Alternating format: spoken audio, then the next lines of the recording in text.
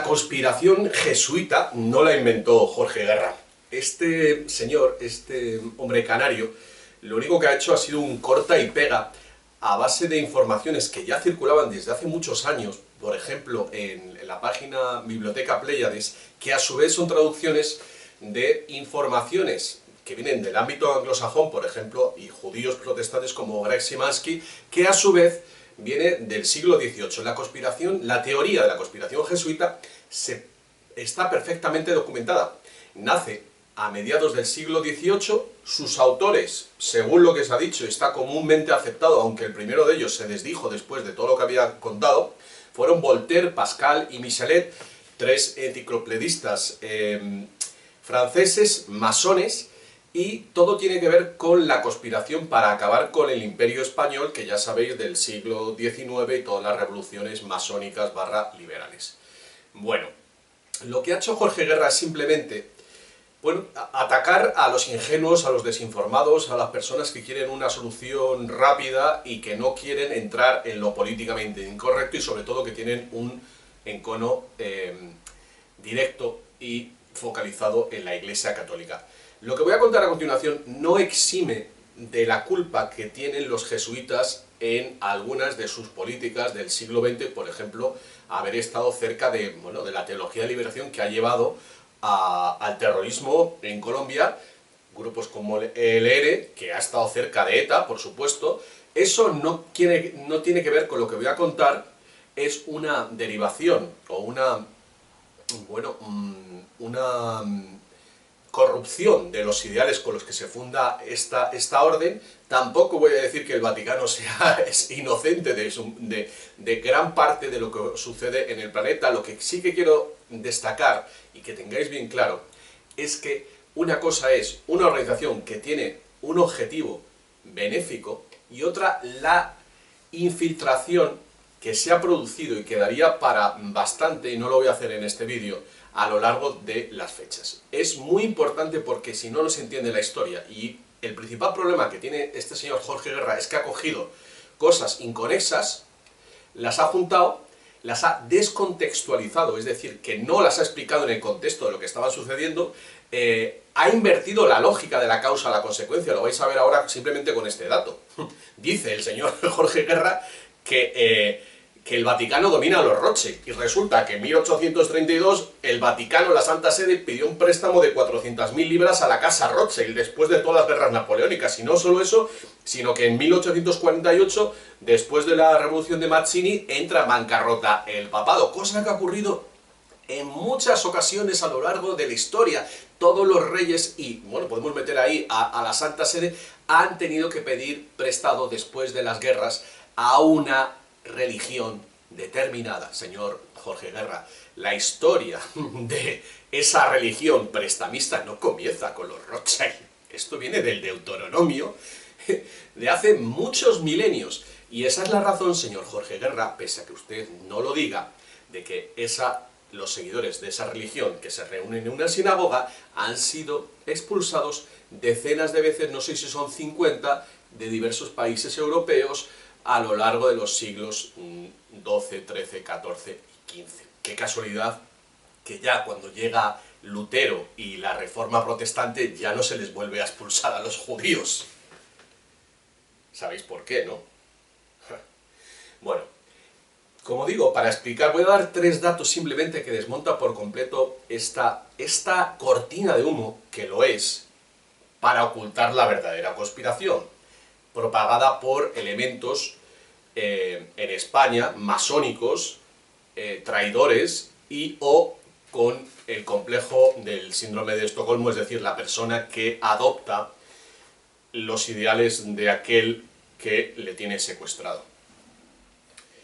Bueno, en 1759 se produce la primera expulsión de los jesuitas, que derivará en la supresión de la orden que ocurre en 1773.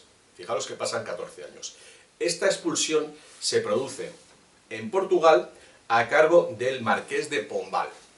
Lo que sucede a raíz, este hombre pues era masón, era el valido el secretario, digamos la persona más cercana al rey José I, una persona débil, bueno, pues el típico que le manejaba, y ocurre un intento de asesinato en la persona del rey que se atribuye a los jesuitas porque este hombre se encarga de lanzar ese rumor. Al mismo tiempo que se ha propagado un libelo llamado Relación sucinta acerca de la República de los Jesuitas de las provincias de Uruguay en las posesiones ultramarinas y de la guerra que han ejecutado y sostenido contra los ejércitos portugueses y españoles. En ese libelo, que si no sabéis lo que significa la palabra, es un documento, un panfleto dedicado a difamar a alguien, o en este caso a una orden. Bueno, se decía que los jesuitas que tenían grandes riquezas en Paraguay, os suena lo que dice Jorge Guerra, que iban a nombrar a un jesuita como emperador Nicolás I y, en definitiva, que estaban conspirando. La teoría de la conspiración. Bueno, a raíz, como digo, de el clima generado por ese libelo, que se ha demostrado que es falso, y este intento de asesinato, pues el rey portugués decide clausurar la orden.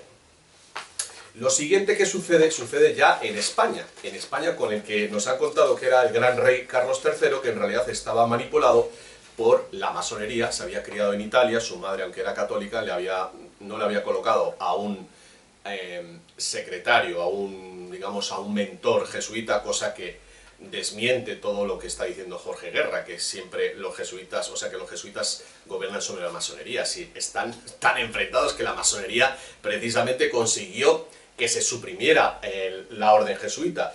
Y lo que ocurre fue que se falsificó un prescripto pontificio en el que se aprobaba la petición real de autorización para proceder al castigo de pena de muerte a los responsables del regicidio del intento de asesinato del rey portugués. Se supo que ese documento había sido falsificado porque no pertenecía a la fecha tal. Luego hubo unas cartas escritas, supuestamente escritas por el general de la orden jesuita, padre Lorenzo Ricci, a prohibición de Madrid, que supuestamente fueron interceptadas y que, bueno, pues pretendía dar un golpe de estado contra el rey y hablaba de las riquezas de la compañía. Otra carta que se ha demostrado que es falsa, y ahora contaré quién fue. Todo esto viene en el libro Masonería de Jacques Imbord, escrito en realidad por Francisco Franco.